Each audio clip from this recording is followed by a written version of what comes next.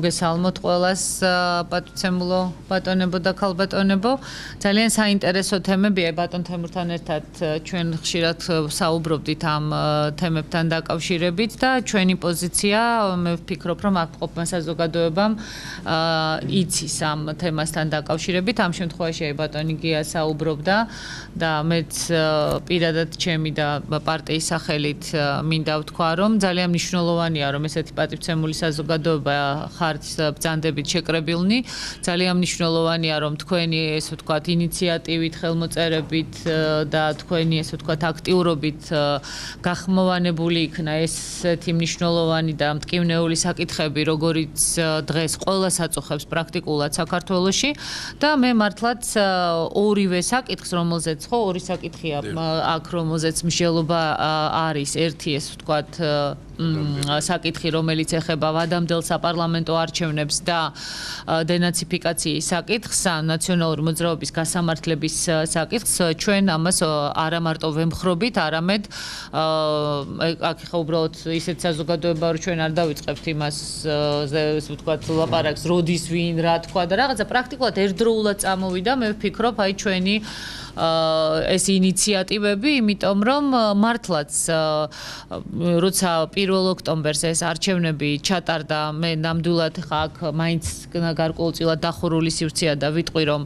1 ოქტომბერსვე საღამოს მე პირადად დავურეკე ქართული ოცნების პრაქტიკულად ყველა ლიდერს გარდა ბიძინა ივანიშვილისა და აბსოლუტურად ყველას, ქალბატონ მანენა კობახიძეს, დათო უსუფაშვილს, დათო საგანელიძეს და სხვებს ყველას ვუთხარი რომ არავითარ შემთხვევაში არ გააკეთოთ განცხადება რომ ეს არის დემოკრატიული არჩევნები, არავითარ შემთხვევაში არ დაეთანხმოთ იმას რომ 40%-ით არის ნაციონალური მოძრაობა.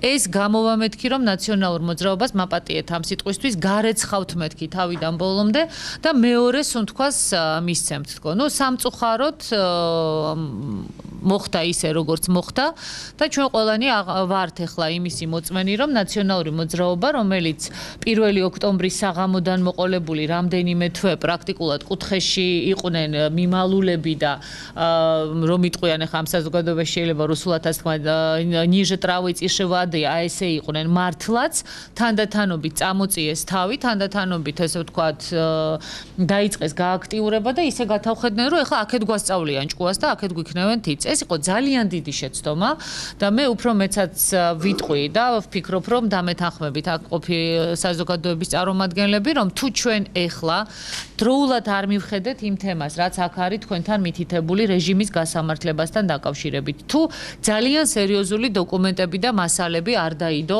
ამ დანაშაულების სისტემურობასთან დაკავშირებით. ეხლა რა უნდა ამის დამტკიცებას, ეხლა ბატონი პატა ვიცი რომ იურისტია და ძალიან კარგი იურისტი, ძალიან ბევრი სხვა არის აქ ასევე იურისტები. რა უნდა იმის დამტკიცებას, რომ როცა საქმე გაქვს 12800 ჩანაწერთან, როდესაც საქმე გაქვს ათობით და ასობით, ესე ვთქვათ, დამცირებულ და გაუპატიურებულ ადამიანებთან, რა უნდა იმის დამტკიცებას, რომ ეს არის სწორედ სისტემური დანაშაული და ამ სისტემურ დანაშაულზე უნდა აგოს ყველამ პასუხი. ხა მე არ მქონდა მაგის საშუალება სამწუხაროდ ჩვენი უცხოელი მეგობრები, მე ბატონ თემურს და ჩვენაირ ადამიანებთან შეხვედრას ბოლო პერიოდის განმავლობაში თავს არიდებდნენ, თორემ ეხა რო იძახიან შოქში ვარ, რათი არიან შოქში?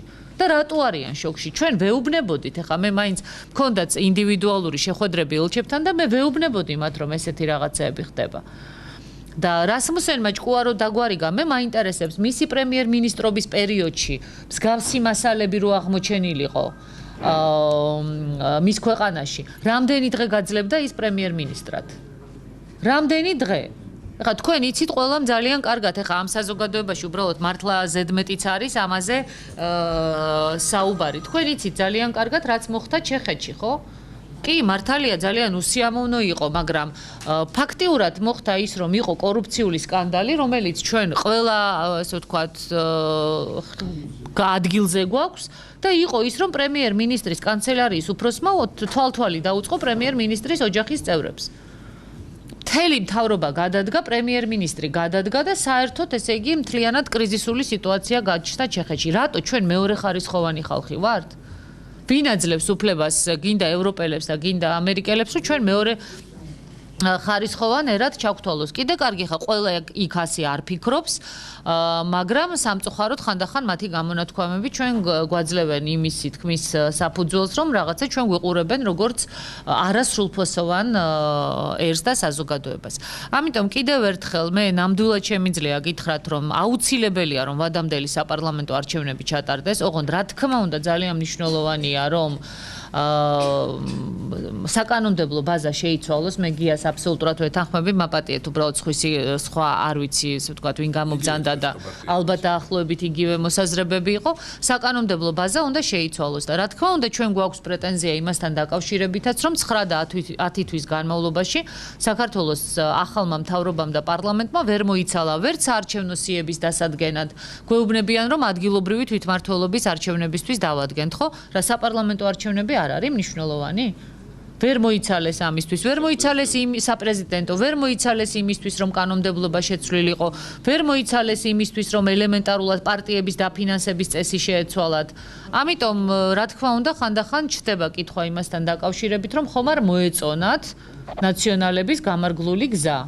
ახლა თვითონ არა აქვთ ესეთი რაღაცეები საკეთებელი და რაღაცა, ესე ვთქვათ, ახლა ამას მე ძალიან ვცდილობ, რომ უფრო ესე ვთქვათ, ღიად არ ვთქვა, იმიტომ რომ ნამდვილად არ მინდა რომ ვთქვათ, ქართული ოცნების წინააღმდეგ ისრები გავისროლო და ამით რამენაირად ნაციონალების წისქვილზე დავასხა წყალი, მაგრამ ახლა ესეც რაღაცა კომფორტული სიტუაციაა, ხო? არიან ნაციონალები და ვერ ვაკრიტიკებთ ქართულ ოცნებას, იმიტომ რომ აგერ კიდე სააკაშვილია და ახლა ეს დიდხანს უბრალოდ არ შეიძლება ნამდვილად გაგრძელდეს. ძალიან დიდი მადლობა. ძალიან დიდი ბოდიში უნდა მოგიხადოთ, რომ მე ბოლომდე ვერ დავრჩები თქვენ შეკრებაზე და ძალიან მე მოუბოდიშე წინასწარ ბატონ თემურს, რომელიც რომელთანაც გუში ვსაუბრობდი, რომ უხერხული იქნება მეთქი. ეხა ამ წუთში რადიო პალიტრაში, ტელეპალიტრაში მქონდა ინტერვიუ და უხერხული იქნება მეთქი, რომ შუა შეკრებაზე შემოვიდე და წავიდე მეთქი, მაგრამ თქვენი სახელით მითხრა რომ გაპატიებთ ამ, ესე ვთქვათ, არაკორექტულობასო და მინდა ბოდიში მოგიხადოთ ამისათვის, რომ მალე უნდა დაგტოვოთ. მადლობთ.